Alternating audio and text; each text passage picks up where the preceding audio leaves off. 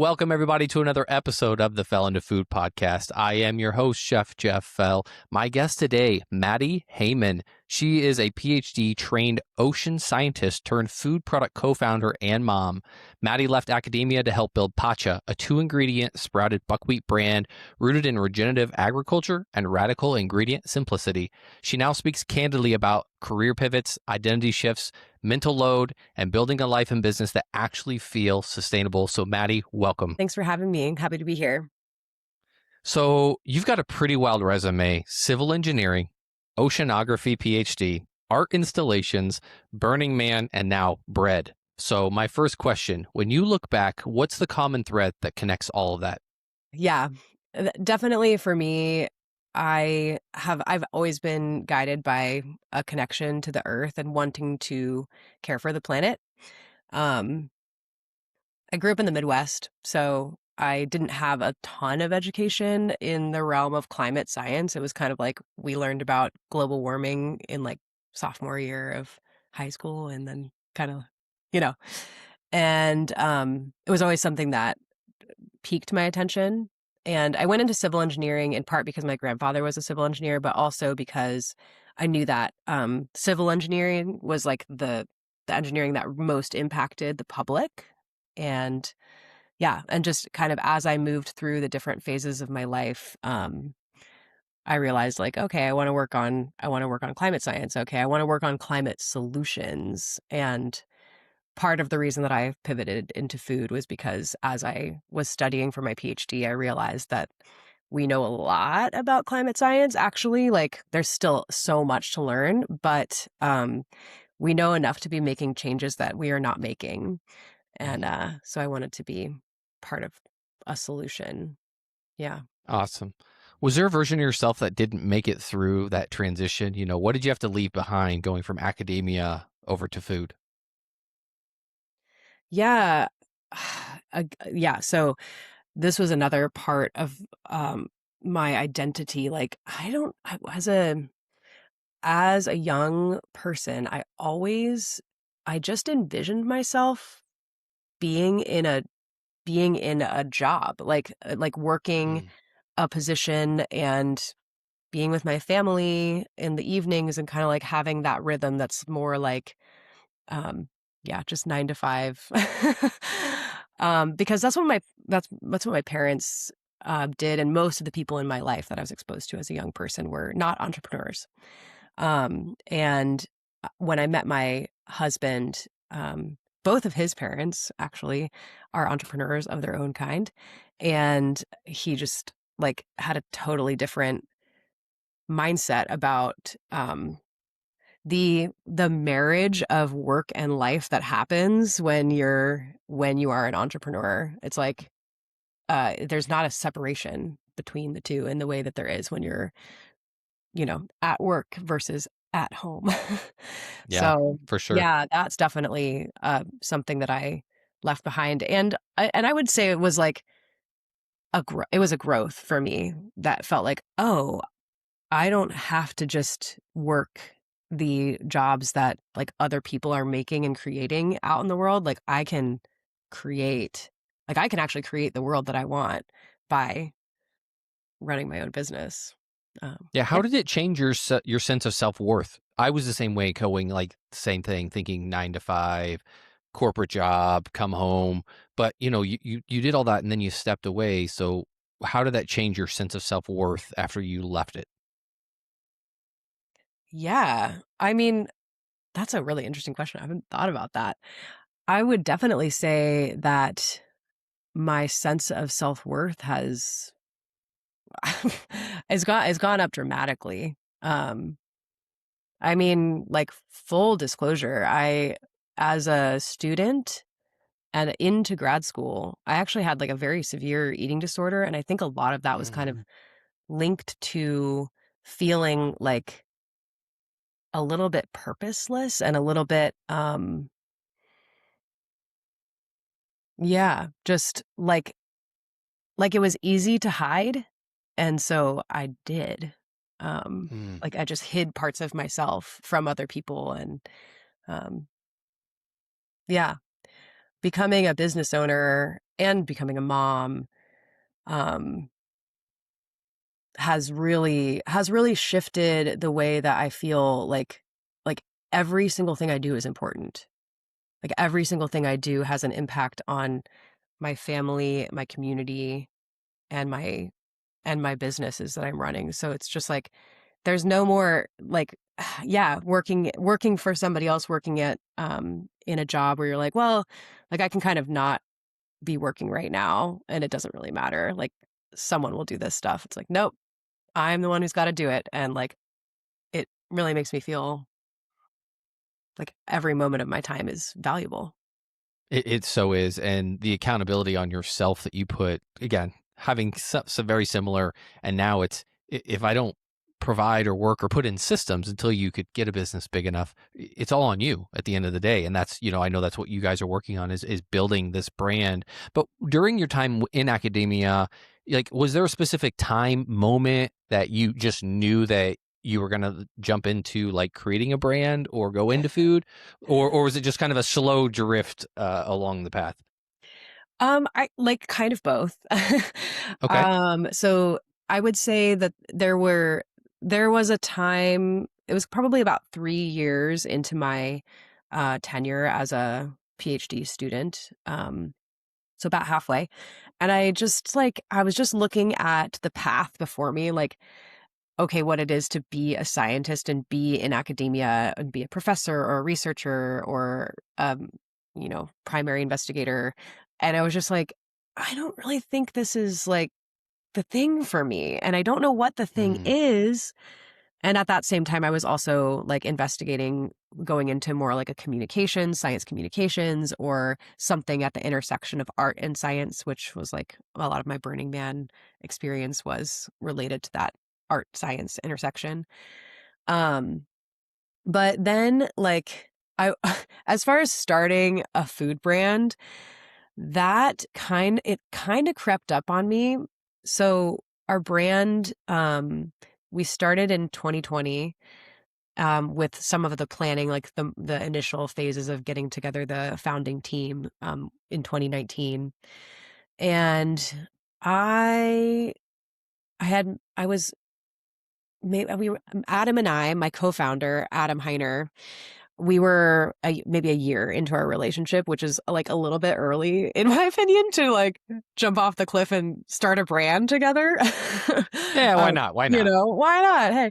And so it was kind of like we were baking the bread in our community house, and the bread had like changed my life or my relationship to bread format food. Like it was the only kind of bread I could eat, and feels amazing. And it was like, yeah, it just had done such amazing things for me, um, that when Adam started working on, okay, I'm gonna like, he had founded multiple other brands, including Boochcraft, which his most recent project, and he had kind of hired himself out of positions and was like, all right, I'm gonna do the next thing, and people were asking us to make the bread for events Mm, and for their person, like, hey, can you make me a loaf? Like, I'll buy it from you.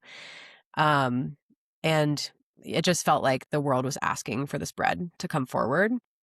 And he was at a moment where he was like, okay, I'm ready to take on another project. And I think I'm going to do this bread.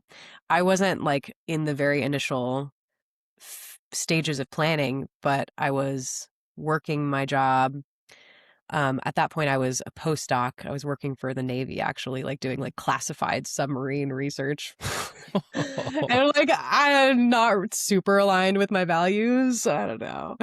And at some point, I was standing in my kitchen with him, and like I don't even know like what the larger context of the conversation was, but I just kind of like I remember like just blurting out like, I want to work on the bread. I want to do this with mm, you. And it like kind of took me off guard, and I was like, "Oh, okay, yeah, that's true. I want to do that." And it is really aligned with where I want my energy to go in my life, and it was scary. It was also like, holy crap, like I just got a PhD. I just spent all this time learning this thing that has nothing to do with bread. okay, or starting a CPG business, like, yeah. But that moment kind of, it happened. And Adam also thought that it was a little early to start a brand with his girlfriend, but yeah, he also was like, I think in that moment could feel the trust of just like, I think I can't say no to her. But Yeah. I feel like all the training, all the academia, I feel like that teaches you like to get ready, right? Because it teaches structure and Mhm. that things have to get done. It just is that inner gut feeling of this isn't right. This isn't where I'm supposed to be. And it takes sometimes to find what that is. I went through that same progression of I hit this position, I hit that position, and I was like, is this it? Is this is all I'm meant to do for the next 30, 40 years? I was like, I don't think I could do that for another 40 years. And you really start to turn the wheels of what's going to make me feel fulfilled and want to continue to have a purpose, through everything. With the name Pacha, what does that name mean and why does that feel right for this brand? Yeah. So um, the name Pacha comes from South America. The person who originally gave us the recipe, which has changed dramatically since he handed it off to us, he's from Argentina, and the Pacha comes from the Incan language, and essentially, like, it means like everything that exists, like everything that creates our reality. But a more simplistic way of looking at that is like our Earth, like everything that we have here on our planet. Um, and for us, for me, starting the CPG brand, like my reason for starting the CPG brand was not because I was like, oh, I'm going to make a bunch of money, like selling a product. I was I was on board because our mission is totally to help farmers transition to regenerative practices. So, like, to be able to sequester carbon and um, help with water cycles and water retention, and um, build healthy ecosystems through our farmland and our farming practices, and just like returning to a way of stewarding the planet so that the planet can be here for us, and can continue to be like Pacha for us. Um, a fun fact, though, later down the line, I actually did a podcast interview with somebody who's from India, and he asked me, "Do you know what Pacha means in Sanskrit?" And I was like, "No." And he was like, "Oh, I totally thought that you would know this because it's just crazy. It means to digest." Really? Yeah, which is just wild because like, as I mentioned, like, I couldn't eat any other type of gluten-free bread before Adam shared this recipe with me, and it is like, it's sprouted, it's fermented, it's like, it feels so good in the gut. It really is truly like the most digestible food. And yeah, it was just like, wow, okay, I guess we picked the right name. Like, It's funny how yeah. things, again, the universe has a way of coming back around to tell you that it almost validates the decision that you made, or even with little things of naming. It can always be starting a brand. What is the name and what is the logo and what are all the corporate type stuff that Hmm. you kind of have to have, you want to have, but in reality you just want to create and build. But if you don't put some of that foundation down the road, it turns into a nightmare because now to scale and to get a brand out to actually make a business out of it can be very, very difficult. um, let's talk about a little bit about it. It's fermented buckwheat and sea salt, which to me, when I saw that, I was like, well, how are they making bread out of that? So maybe let's talk about the fermentation processes. I'm big, I mean, more on the meat side, but I do a lot of fermentation, aging. But how does it pertain with buckwheat, and how does a recipe evolve when there's two ingredients? Yeah. Well, so the original recipe had sunflower flax and buckwheat. And Okay. the people who were making it were also doing like, they were more like seasoned breads. So they had like a caraway bread, and they had like an herb bread. So it almost felt more like a meal when you ate. Like, I'm going to Okay. compare it to meatloaf, which is a terrible comparison to make, but like, just kind of that vibe of like, wow, this could be like the main part of my meal here. So we ended up evolving it. We thought in the beginning, we thought that you needed the flax as the binder. Because there's so many like gluten-free or vegan recipes that use flax as like a binding agent. And during COVID, we were having a really just supply chain issues were rampant. And so we were doing some testing and some researching just to see if it would be possible to simplify our supply chain. Yeah. And we realized that the buckwheat itself is self-binding. So it makes that same kind of like mucilaginous compound that the flax makes Mm-hmm. that will hold things together. Um, and we always fermented it like from the beginning. It was always a sourdough. But it's a wild yeast. We actually don't add any cultured yeast to our product because we use whole buckwheat groats. The first thing we do is we soak and sprout the buckwheat, just like a very not a lot of sprout. You don't want a lot of sprout, otherwise it tastes like grass. Don't do that. And and then that gets blended. So the groats themselves have wild yeast on them that accomplish the fermentation. And I don't think you can do that. I think one of the things that happens when you grind any grain into a flour is that it makes it like the ecosystem that those yeast are living in is too dramatically shifted for them to survive in the same numbers. So using the whole groat is key. And so then we ferment for 24 hours, and we ferment from somewhere between 12 to 24 hours, depending on the temperature in our facility. Mm. And and then we bake, and it has this amazing like nutty sourdough What flavor. else? Yeah. Yeah, I got some samples of it, and the first thing I noticed, the texture was spot on, which that was probably the most surprising thing to me, because usually it's the texture that is is one of the most difficult things to kind of really dial in. And I was like, wow, this really has like a no, I don't want to use the word dense. It had the right consistency. I don't know Hmm. how else to explain it when I tried it, and I was like, wow, this is interesting and different than what I was expecting. I was not expecting what I got out of it, and then reading it was like toast it, do like a double toast on it. So I did that, and again, just it held shape, held together.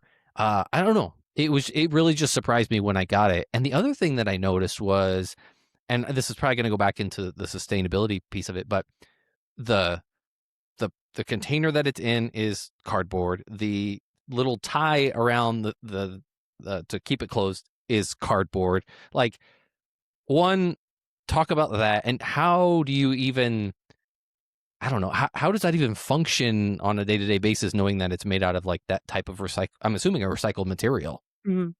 Yeah. So actually, all of our packaging is 100% home compostable. So the clip and the tray that the bread are in are also recyclable, which you could also throw them in your compost.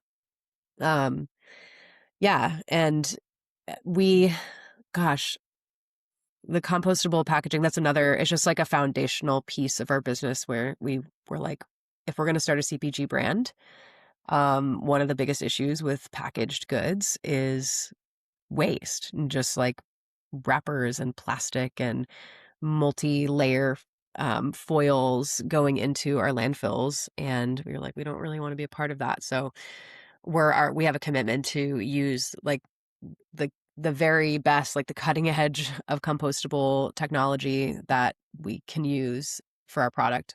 Um, One thing that makes it possible, I think, for us to use that compostable film is that our bread actually is different. It has a higher moisture content than like most white breads, or like glutinous breads, or even gluten-free breads that are trying to mimic white breads. It has a higher moisture content. So it actually is like kind of good for the bread to breathe a little bit. Mm. Um, it lasts longer once you open the package up. And that, one of the challenges with compostable films is that um, they don't have like a airtight vapor layer most of the time. So products that are trying to stay crispy, like crackers, they can get stale in compostable packaging. Um, yeah, but our No, bread, it that's just works. yeah, it was just a really cool like touch of your whole story as I started digging in that you're living, breathing it and putting it to all facets of the product, not just the thing that you're eating, but every piece that touches it. Back you said like COVID was kind of a nightmare, and I know you guys were pointed like kind of groceries retail. Walk me through what you guys had to do to pivot, like what that looks like from the inside. Yeah. Oh, yeah, COVID time. So we started the business. We started in like a 300 square foot test kitchen, and we had signed the lease for that space before the COVID things started happening. So we were on the hook, and we were like, all right. In some ways, starting in COVID was good because yeah, we just all the problems were just there from the beginning rather than not being there and then all of a sudden having all this wild change to like interrupt the train that was moving down the tracks. We're just like, oh, okay, I guess we're climbing a mountain. Let's build a different train. um, so we, in the beginning, what was most challenging was that we were intending to go into retail, and I mean, we're a frozen bread brand, like, not exactly the ideal product for shipping out in a direct consumer fashion. But we, at the time, like a lot of the buyers in the grocery stores were just not reviewing the doors. Like they had so Mm, many things to deal with that they just kept pushing their reviews back. I think the other thing we ran into is that the reviews that we did submit for, we weren't slicing our bread, in part because of our size. Like it was just like we didn't have the equipment to slice the bread, and so we would send it out as whole loaves. People would thaw it and slice it themselves. And yeah, the grocery buyers were just like, I don't understand this. um, so what ended up happening was that we had a friend of ours who had a lot of experience with e-commerce. I think he sold like green screens or something. So not food, but e-commerce in general. And he was like, this might sound weird, but I think that your product is like different enough. And like there's a dispersed but dedicated customer pool that's available, and I think it could work for e-commerce. And so we were like, well, mm. it's not working for retail, so let's give it a shot. Why not? Um and yeah, that's what ended up happening. We launched our Shopify website in I think 2022, early 2022, and grew from, a couple $1,000s in a month up to, I think our peak was like 220,000 a month. Wow. Um, yeah. And yeah, grew our primary customer base. Like we had a lot of exposure just through running meta ads, and yeah, people found our brand and wanted allergen-free gluten bread that was made from real food. Yeah, it's you'd be surprised how many people need because of dietary restrictions or Yeah. want it for their lifestyle. And then you go and you try to find the options, but everyone has, I hate to say it, corporatized a lot of the things that are supposed to be healthy for you. And no longer, you look at the ingredients and you're like, hey, wait, that now has like four more things. I won't mention a brand that just sold, but there's been claims of products that are, they look at it and they're like, this was originally five ingredients. Now it's nine. And there's other Yeah. things, and if you know anything about food, those are fillers. They're there to cheapen the product, make it easier to produce, longer preservatives, keep the shelf Yeah. life longer, and so it just makes it hard to keep something going when again it gets corporatized in that space. Did the amount of customers and that loyalty base, did that allow you then to you're in Whole Foods, correct? Yeah. Yeah, was the need for it so heavy that you were able to like approach a Whole Foods and be like, you need to have this? And then like what does that look like, and what do you have to be willing to like give up to get that shelf space at a Whole Foods? Yeah. Well, actually, with Whole Foods, what happened, it did definitely help that we had a brand, and we like in our conversation with the buyer, we were like, yeah, we're selling like $100,000 worth of bread a month online. Like people do want this. But the thing actually that sold us to Whole Foods was our compostable packaging. Um, Really? yeah, we had a meeting. I mean, most brands will go region by region, right? Like they'll like open up California, like um and do kind of a slow rollout of the brand. We went straight to global. Um and in our meeting with the buyer who said yes to Pacha, you know, we spent 10 minutes talking about the compostable packaging, and she was just like, well, like, all right, so like lay it out for me. I have, you know, 10 other brands in my frozen bread set who say that they can't do compostable packaging, and yet here you are and you say it works, and like, so what's what's the deal here? And yeah, so we went through like how it's all working and what we're doing, and the compostable packaging is more expensive, and like, yeah, it's if you're going to change your packaging over from traditional like petrol-based plastic to bio-based, like you're going to eat away your margin. And most brands are not either not able or not willing to do that. But because it was just something that was built into our brand DNA, like we are just figuring out how to make it work with that. And the Whole Foods buyer was like, this is what we need brands to be doing. And so, yeah, I'm bringing you in. And you also had said that getting into it, the original goal wasn't to make a bazillion dollars, right? So I think you already had that like in your back of your head, like, I'm not here to become a billionaire. So my margins, you're willing to stick to who you are, the roots of what the brand was and what you're trying to accomplish, more so than just, I hate to say, let's increase our margins. Let's really do what's right. And then ultimately led you to Whole Foods. Because if you didn't, you probably wouldn't have gotten into the deal, right? If you No. weren't who you guys were. Yeah. Yeah. And I mean, in some ways, it's like, yeah, it's not that we don't want to, like, we do want to build a healthy business that's like profitable and that someone would want to buy. Like we want the business to be healthy.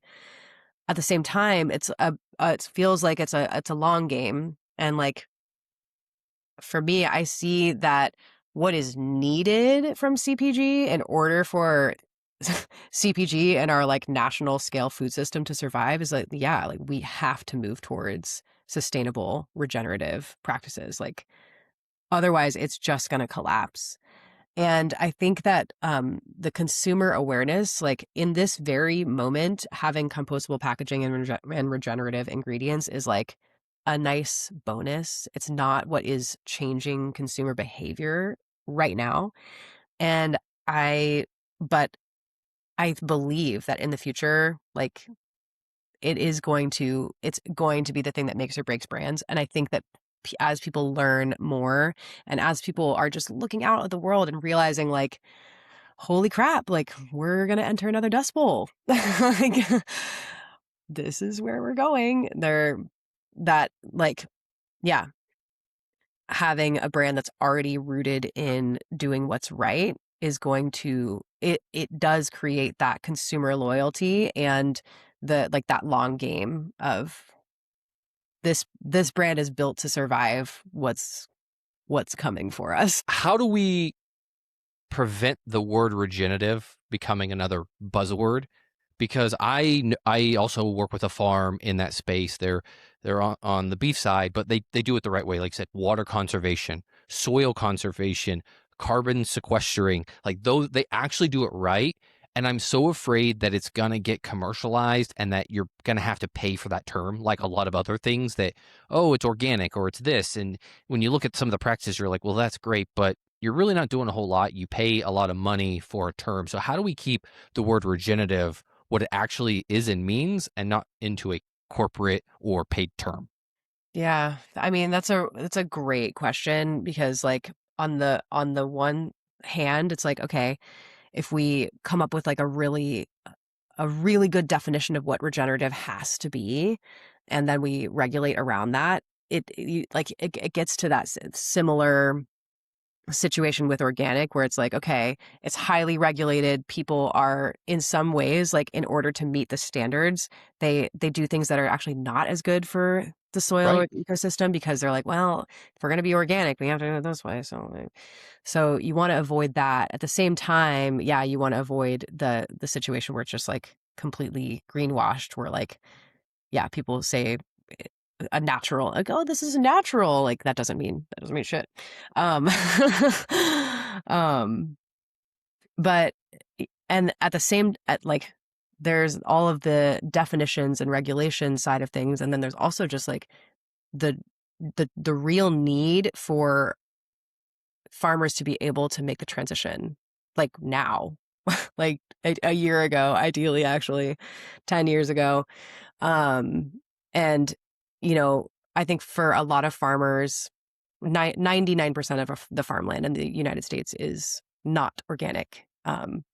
So to have organic as a baseline for regenerative, one, I don't really think is the right thing because of what organic actually is. But it, you know, it just prevents 99% of farmers from even having the ability to start working Hmm. towards farming like practices that are better for the planet.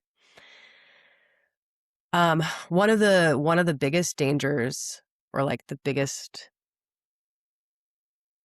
yeah, one of the cesspools that I can see or foresee happening would be around like pesticide use and the term regenerative. Like right now, since it's unregulated, you can still use pesticides on a regenerative farm, like a farm Mm. that's doing 99% of the practices and like not tilling, not rotating animals into the field. They're taking care of the soil, but then at the end of the season, they can spray pesticides. And I think that particular practice is one that will really erode consumer trust in the term regenerative. Um, so to answer your question, I don't have the answer. I don't think anybody actually has the answer to your question. What I would say is that like to me it feels it feels really important that the term regenerative not be so narrowly defined that farmers can't do the right thing to Hmm. wiggle around and meet a standard. And at the same time, like I think there are some really important pieces that should be required for a regenerative certification. For one, I would think that like pesticide and herbicide use should be disallowed for any kind of regenerative certification. And then the other piece is like on the side of the retailers, there are retailers right now who are very selective, and I want to say discerning. They review closely any verbiage around regenerative language. So like at Whole Foods, for example, you have to have one of the qualifying certification standards in order to put the word regenerative on the front of your pack. And then any language that's on any side of your packaging that refers to regenerative is reviewed by a team for approval. Um, so having retailers as gatekeepers is actually like a really, really, really good thing, because any brand that wants to get on the shelves at Whole Foods has to be um, impeccable with their packaging. Um, but other brands, like there are other, I don't really think we're in danger of this at this very moment, but there are other brands who are probably not targeting Whole Foods as one of their first customers. Like they're going straight to Target or Walmart who Hmm. don't have those same review standards.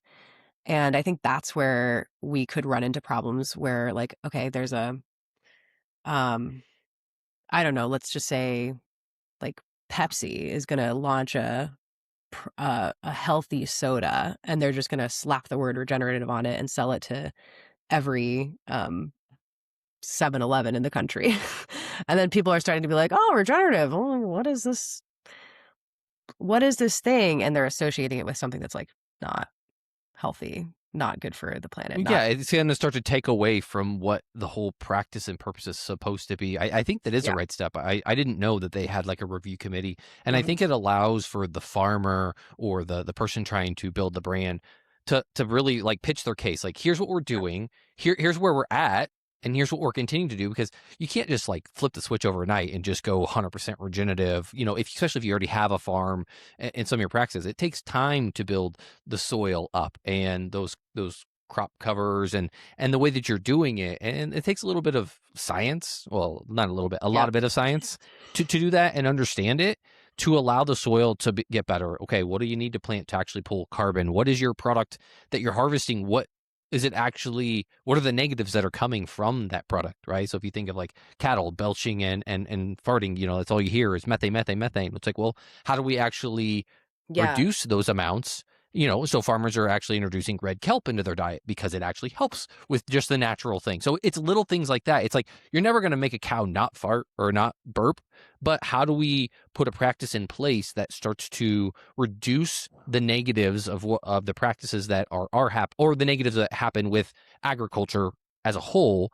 And I don't know, maybe it does give some leeway to some of these brands to start wanting to, because maybe, a review team says, hey, if you can get this and this in place, then we can start, and knowing that you're going to end here, but have like I don't know, some sort of timeline that says by this Yeah. point you have to, otherwise we're going to pull your product, because then it forces the farmer or the brand, the CPG brand, to actually hold true to what they say. How many times did you hear, oh, we have this standard in place and we'll be there by 2030.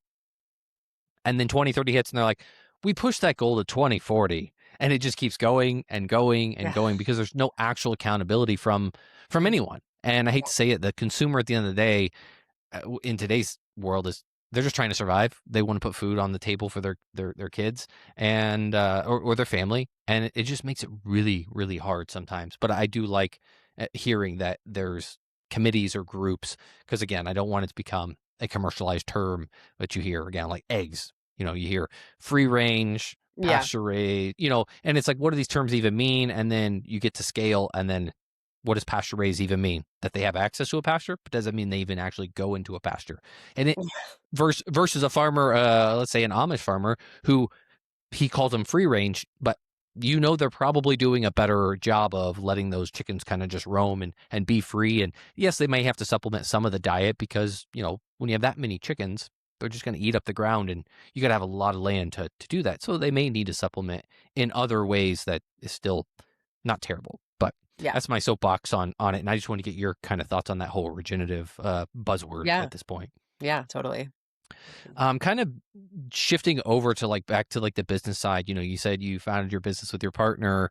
What is running a business, founding a business with your partner look like? Especially when it's been a hard day, and there's the business side and there's the personal side. Yeah. Well, I will just say, like, my husband is amazing.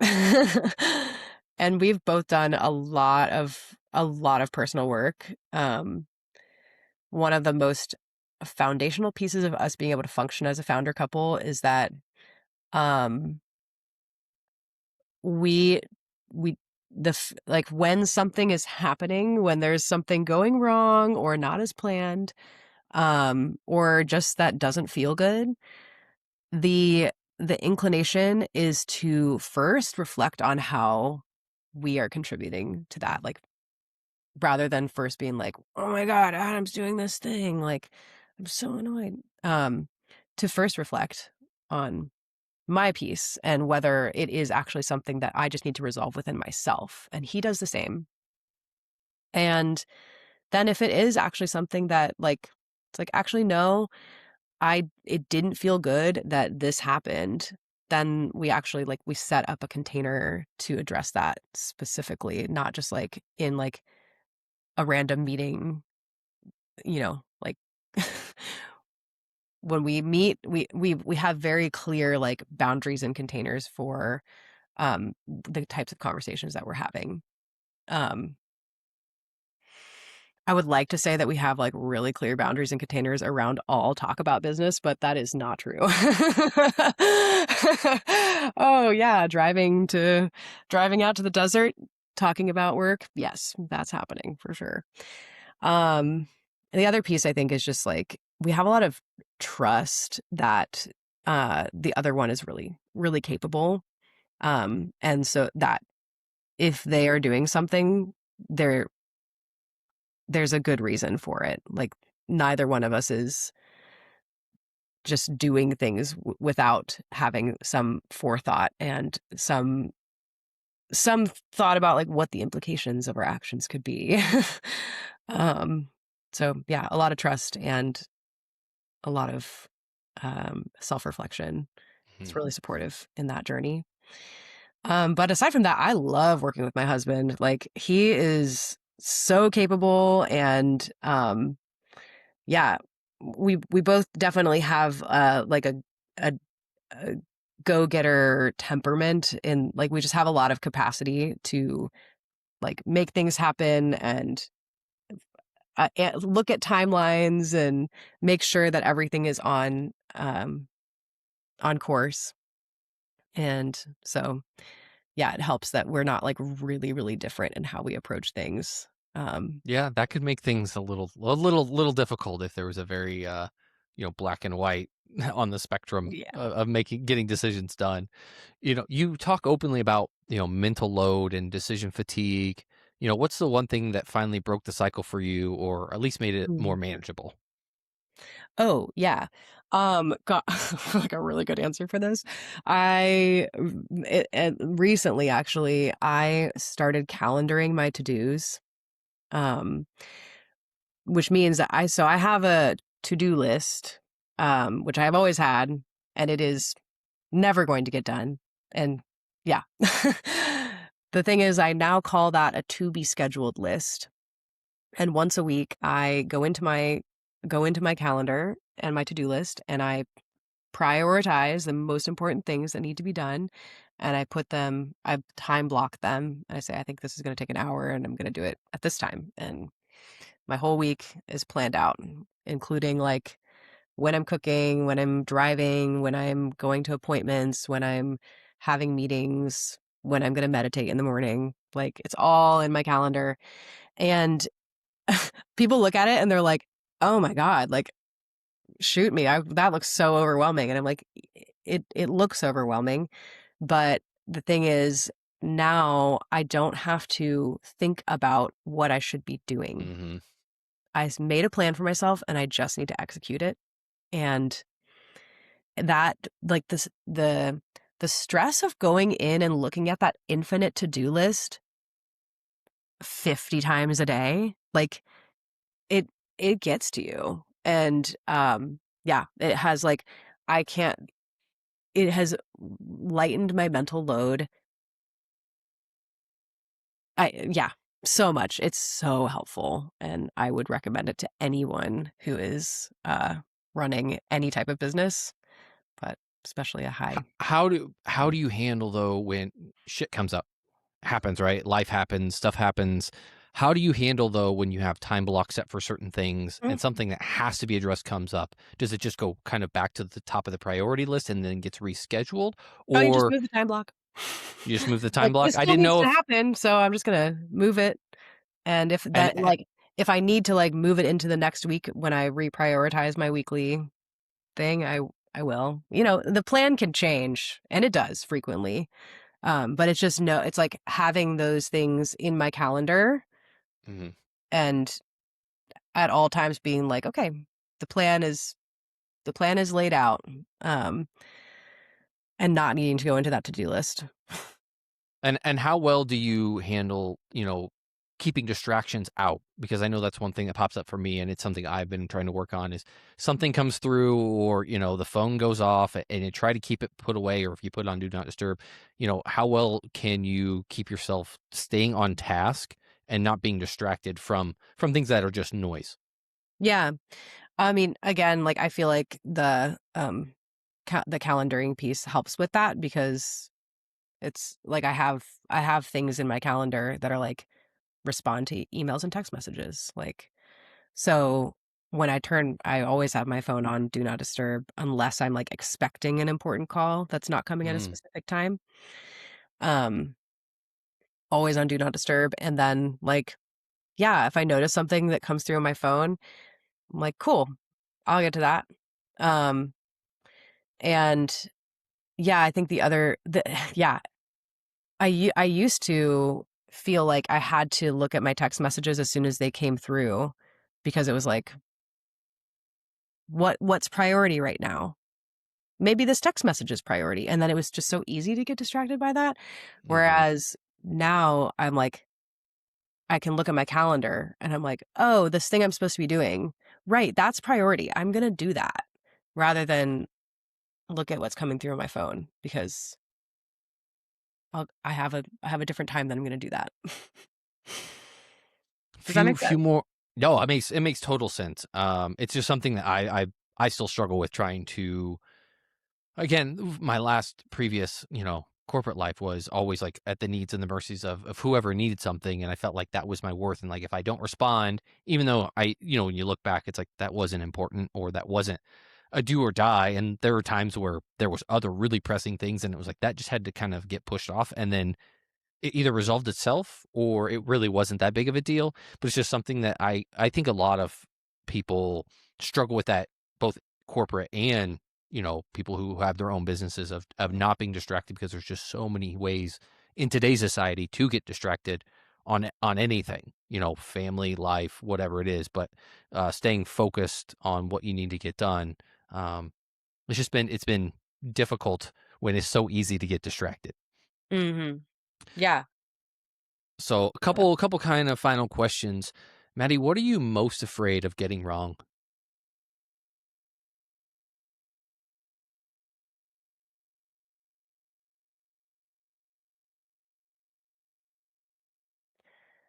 I mean, yeah. I guess like the thing that comes up for me is just like I'm afraid that we are wrong about how we can grow the business and the strategy that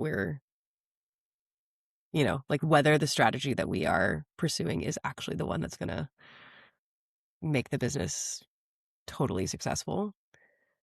Because, yeah, there's worlds where it could just fail. And all the farmers that are um, growing buckwheat for us and like all the supply chain that we've built is just like, oh, okay, well, that's not happening anymore. So, and yeah, I'm worried. I'm worried about choosing the right strategy. I'm worried that I'm going to get it wrong. Great answer. Where's Pacha headed? And what do you need the food world to understand about what you're building? Yeah, Pacha is headed deeply into the natural channel, like full penetration of those who are shopping at your natural stores, your Sprouts, your Whole Foods, your Independents. And then like we have a few products that we are planning to launch into conventional. And I think what we need the food world to understand about what we are offering is that it's real food. And it like we're designing a product that meets the needs of American consumers as its primary objective, right? Um, yeah, and I think the other thing that I need the food world to realize is that yeah, or I just need people to realize in general is that some of the problems that they're experiencing in their body are related to their diets. They're figuring it out. So, I think AI is uh, helping slowly. People, if they put in their medical history, it's yeah, starting to uncover some stuff for people, and they realize, oh, you mean if I didn't drink Coke every day that I wouldn't feel a certain way? Yeah, you right? probably wouldn't. I mean, people tell me all the time, like, well, what do you eat? And they tell me, and instantly I'm like, well, I could tell you probably right now why you feel the way you feel, and the times that you eat and your sleep cycle, like all the just physiological things and biological things of a person's body. It's just fascinating to me because I'm like very strict with like 7 o'clock. I don't want to eat. because I'm in bed by 9:30, so I need my body to be able to process and digest. My caffeine consumption is cut off by 1 p.m. because I know if I have something, and it slips time to time, if I have something at 3 or 4, forget about the sleep cycle because my circadian rhythm is completely thrown off. Totally. And it's just crazy when you can stick to something, you can start to actually tell what is affecting you by just the simple insert. It's kind of like what a lot of moms do, right? When they're trying to figure out if their kid has a natural reaction, when they're feeding. Well, you slowly introduce, you pull all out, and then you slowly introduce, and then you figure out what is causing them to react a certain way or be fussy. And I think if an adult would take a little bit more time to kind of food journal, if you will, and really analyze what they're eating, they would be hard pressed to figure out what's going on, and then they wouldn't need necessarily medications and treatments that everyone thinks they need to be on. So it's crazy. Yeah. You guys are go ahead. Sorry, I was good. Like another like level is like you can heal your body if you're putting the right things into it. Like, yeah, you have the ability. Yeah, it's right there. It's at your fingertips. It's what you select. You guys are launching tortillas, correct? Or they already currently out? That's correct. They should. Yep, they hit the shelves in West Coast Target super centers like last week. Yeah, and they will be hitting the shelves at Mom's on the East Coast, and we're working on getting other accounts to carry the tortillas ASAP. And are those in the frozen section too? Because I'm assuming it's very similar. No, those would ideally be in the refrigerated set. Most natural food stores have like a refrigerated tortilla selection, so they would be in there. Every once in a while, they put those in the frozen section, like their whole tortilla set is in the frozen section. Well, the velocities are not great. So yeah, refrigerated section. Awesome, love it. I want to be able to get some of those because I would love to be able. I'm a tortilla freak, so tortillas are my jam. Oh, they're so good too. Like, we just added psyllium husk to the tortillas. So those are buckwheat, sea salt, and psyllium husk, which is like an amazing fiber supplement. But it also just like makes them so pliable and durable. Like it's not quite the stretch factor of a gluten tortilla, but like they're hearty and the flavor is just amazing. I mean, you've had the bread, so it's similar, but like a nutty sourdough. They're so good. Awesome. Maddie, where do people go? Hit them up with all the socials if they want to check out what you guys are doing. Yeah, you can follow us on Instagram at Live Pacha, and then our website, you can purchase product and read more about our company, livepacha.com. And yeah, those are the best places. Awesome. Maddie, this has been a phenomenal conversation. I can't thank you enough for taking the time to come on. I know as a busy founder and mom trying to get through the day, to take some time out to have this conversation isn't always the easiest. So I really appreciate you taking that time. And for everybody listening, we'll put all this into the show notes, where to find the products, all those great things. Because as I said, I did get a chance to try it myself, and it will surprise you. Let me just say that it will surprise you. So we'll put all that show notes, and be sure to always like, follow, subscribe, all those great things for the podcast. And until next time, we'll catch you on the sunny side.